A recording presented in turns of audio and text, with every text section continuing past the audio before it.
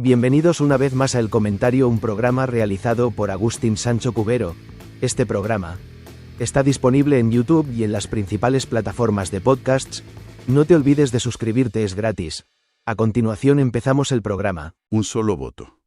A veces, en la inmensa maquinaria del Parlamento Europeo, un solo voto es todo lo que hace falta para desatar una tormenta. Y vaya tormenta. Y esta vez ha estallado, pero bien, en el campo español. ¿Y el motivo? Pues algo que vemos todos los días en el súper, la etiqueta de una fruta, de una verdura. Sí.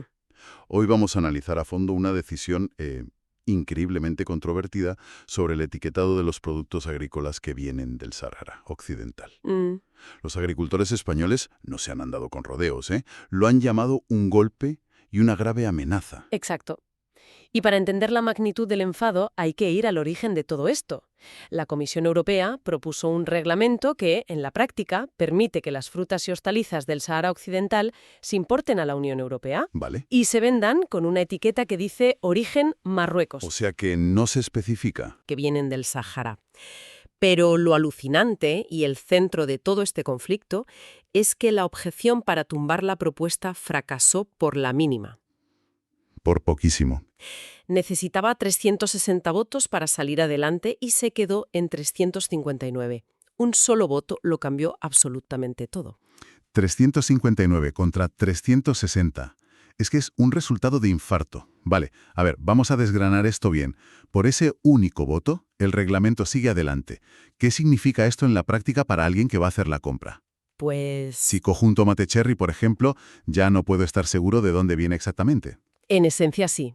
La etiqueta te va a indicar una región marroquí, pero el territorio específico del Sáhara Occidental, que tiene un estatus político y legal muy complejo, muy disputado, pues queda diluido. Se presenta como una solución comercial, ¿no? Eso es, una especie de apaño, digamos, negociado con Rabat. Pero claro, aquí es donde las organizaciones agrarias españolas han puesto el grito en el cielo. Y con un argumento legal muy potente. Porque, un momento, ¿esto no choca frontalmente con lo que han dicho los propios tribunales europeos sobre el Sáhara Occidental? Me suena que hay sentencias muy claras al respecto. Choca de lleno, y ese es el primer gran pilar de la queja. La organización Asaja lo recuerda de forma contundente. ¿Qué dicen? Dicen que el Tribunal de Justicia de la Unión Europea ha dictaminado, y no una, sino varias veces, que el Sáhara Occidental es un territorio distinto y separado de Marruecos. O sea que no es Marruecos. Legalmente no. Por lo tanto, argumentan ellos, aplicar un acuerdo comercial con Marruecos a productos que vienen del Sáhara es simple y llanamente ilegal. Consideran que esto dinamita la seguridad jurídica del mercado único, Claro. porque es una norma que contradice sentencias firmes del máximo órgano judicial de la Unión. Es decir, que por un lado el Poder Judicial de la UE te dice A no es B, y por otro el Poder Legislativo aprueba una norma que en la práctica dice bueno, para el etiquetado vamos a tratar A como si fuera B. Exacto. Es una contradicción flagrante. Totalmente. Y esa es la base de la indignación. Pero el problema, para ellos, va mucho más allá de un tecnicismo legal. Claro, porque las fuentes hablan de una grave amenaza. Esa es una expresión muy dura. Durísima. No suena solo a una queja por un principio legal vulnerado. Suena a que hay algo mucho más tangible que les preocupa, algo que afecta directamente a su bolsillo. Es que afecta al núcleo de su negocio. El principal temor que expresa Asaja es la competencia desleal. A ver, Sostienen que esta decisión abre las puertas de par en par a importaciones masivas de productos que no tienen que cumplir ni de lejos las mismas exigencias que se imponen a un agricultor en Almería o en Murcia. claro. Hablamos de normativas medioambientales, de derechos laborales, de seguridad alimentaria. Es como organizar una carrera en la que a los corredores europeos les obligan a llevar una mochila de 20 kilos llena de normativas y costes, Sí, me gusta la analogía. y a sus competidores de fuera les dejan correr sin ella. Compiten por el mismo premio, pero las condiciones son radicalmente distintas. Es una analogía perfecta. Y la Federación de Exportadores, FEPEX, añade otra capa de preocupación que es, si cabe, más alarmante. ¿Ah, sí? Por un lado, acusan a la medida de engañar al consumidor, permitiendo un etiquetado que, en sus palabras, oculta el país de origen.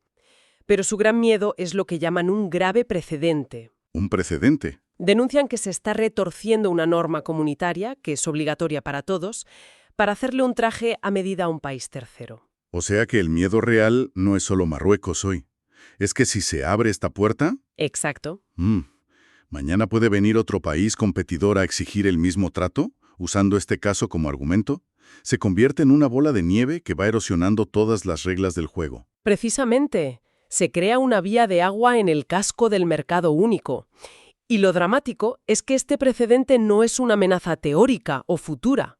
Los agricultores lo conectan con un impacto económico que ya están sufriendo de forma brutal. Vamos con los datos entonces. Las cifras que aporta FEPEX sobre el sector del tomate son un reflejo perfecto de esta situación. Sí, porque creo que aquí es donde se ve la dimensión real del problema. Pues mira, FEPEX denuncia que, debido a la competencia marroquí, la producción de tomate en España se ha desplomado un 31% en los últimos 10 años. Un 31%. Sí, un tercio de la producción ha desaparecido. Y si miras los flujos comerciales, el dibujo es clarísimo. A ver. Mientras las exportaciones españolas de tomate a la UE han caído un 25% en esa década, las importaciones europeas de tomate marroquí se han disparado un 42%. Es un trasvase de mercado de manual. Totalmente. Un 31% menos de producción. Es que no es una cifra abstracta. Estamos hablando de miles de empleos, de empresas familiares que desaparecen, de pueblos enteros en Andalucía o el Levante que dependen de ese cultivo. Es una barbaridad. El impacto social detrás de ese número tiene que ser tremendo. Es un impacto directo en la economía real. Y el pánico ahora es que esta nueva norma acelere la tendencia hasta un punto de no retorno. Claro. Porque las proyecciones que maneja el sector son para echarse a temblar. Se prevé que la superficie de invernaderos en el Sahara Occidental, que ahora mismo es de unas 1.200 hectáreas, se multiplique hasta las 5.000. 5.000. 5.000. Y con esta nueva regla de etiquetado, toda esa producción gigantesca entraría en la UE con las mismas ventajas arancelarias que Marruecos, compitiendo directamente con el producto español.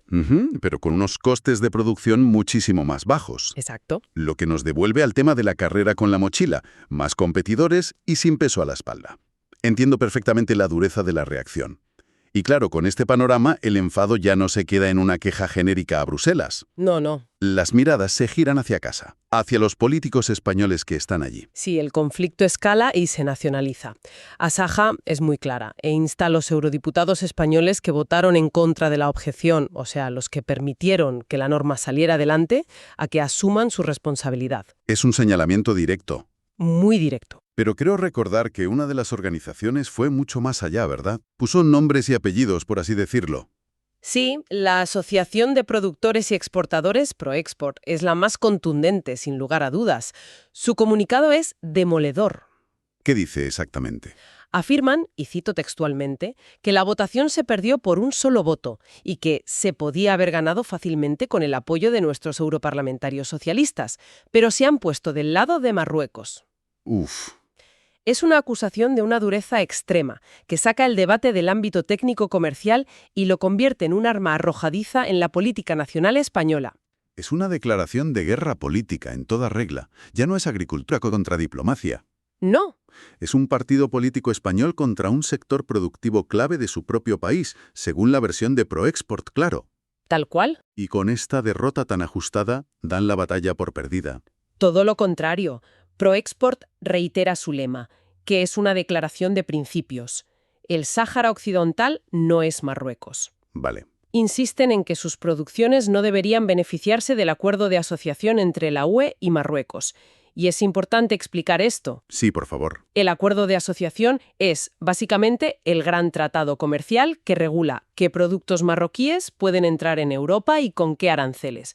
Es el marco legal que lo gobierna todo. Entiendo. Lo que dicen es que legalmente los productos del Sáhara no deberían estar ahí y anuncian que seguirán dando la batalla.